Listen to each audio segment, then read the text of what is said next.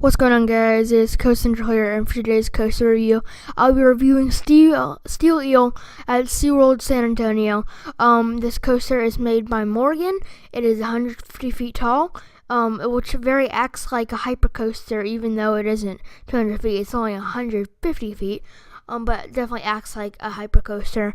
With out and back layout with airtime hills, 60, but still very solid. Height 65 miles per hour. Pretty good. No inversions. Like hypercoasters, even this isn't one. It does not have any inversions, and the length of it is 3,700 feet long. So it's pretty solid stats. Definitely I've seen better stats, but these stats are very solid. I definitely do like the stats on this coaster, even though it's not a hypercoaster, which would have been better. But since it was made by so one of the things that most people, I was actually kind of surprised about this coaster. I've heard people say that it's a really bad ride, but I really do like this coaster. Even though it's like, I don't know. On some coasters you're just gonna go like a coaster like this, like Magnum XL 200. You're just gonna be slamming into the lap bar. You are going into the lap bar a little bit, and you're going back into your seat hardly, but that's because you're getting a lot of really good airtime, floater and ejector, and that is one of my favorite parts of this ride. And other than just you flying out of your seat, there's some people would say painful. That I would say that the smoothness, just all around smoothness, is really good.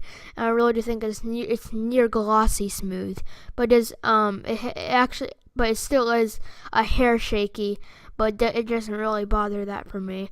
So what we're doing right now is talking about this coaster from when it leaves the station to when it hits the brakes, and telling you how good each element is and going through each element. So you're gonna leave the station, bank curve around to your left, and then you're gonna go up this chain lift, 150 feet tall, and you're gonna get some great views all of San Antonio and some more of SeaWorld. And then you're gonna go down this.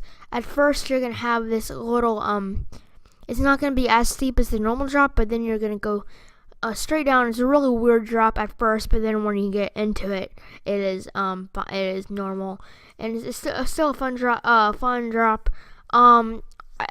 Basically, if I had to recommend a seat on this coaster, I would definitely recommend the back seat, because I would say you're gonna get the most airtime there. But then you're gonna go down that big drop, go down, and then go up these two back-to-back airtime hills, where in between them you don't go back to the ground. You're halfway in the air, and then you get some very solid airtime from there. Then you go up, hit the mid-course brake run, and then you're gonna bank down, go from the very end point, and you're gonna go down from there, bank over to your right, and then you're gonna go through a lot more airtime hills until the end, where you're gonna hit the brakes. This coaster is basically airtime hills galore. You're gonna get a ton of those in almost every single airtime hill. You're gonna be going out of your seat, and really is enjoyable on some of those parts. But then you hit the brakes. Now this is a really solid coaster. I would say it is my favorite at SeaWorld San Antonio. Sometimes I don't get why people hate on it. It looks really good. It just looks good all around. And overall, just this coaster is a good ride. Of course, it's time for this overall score. I'll be giving this coaster very, very good, actually, 8.5 out of 10. I really did like this coaster. I really was surprised about it, of how good it was compared to everybody else's reviews of it. So I'm gonna end it off now. Hope you guys enjoyed this coaster review, and stay tuned for more videos coming into Coast Central Productions. And I'll see you guys later.